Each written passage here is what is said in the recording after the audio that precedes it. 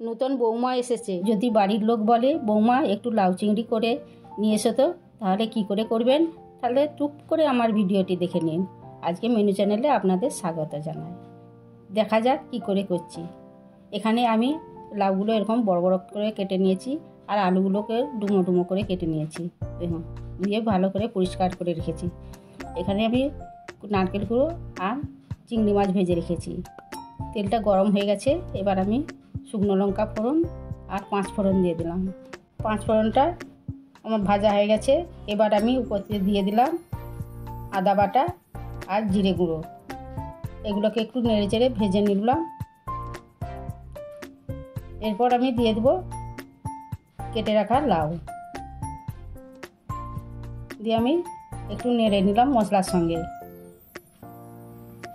এরপর দিয়ে দেবো পরিমাণ মতন লবণ আর 1 চামচ হলুদ গুঁড়ো। ভিডিওটি প্রথম থেকে শেষ পর্যন্ত দেখার জন্য অনুরোধ রইল।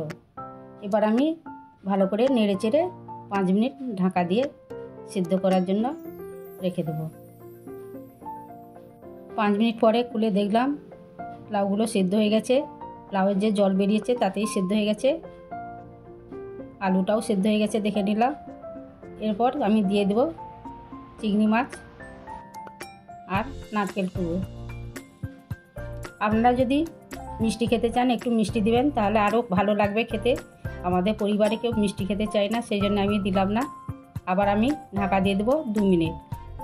2 মিনিট খুলে দেখলাম জলটাও মরে গেছে এবং মাখা মাখাও হয়ে গেছে। এবার আমি একটি প্লেটে ঢেলে নেব। দেখলেন তো কেমন তাড়াতাড়ি বানিয়ে ফেললাম। ভিডিওটি ভালো লাগলে সাবস্ক্রাইব করবেন। দেখা হচ্ছে পরের ভিডিওতে।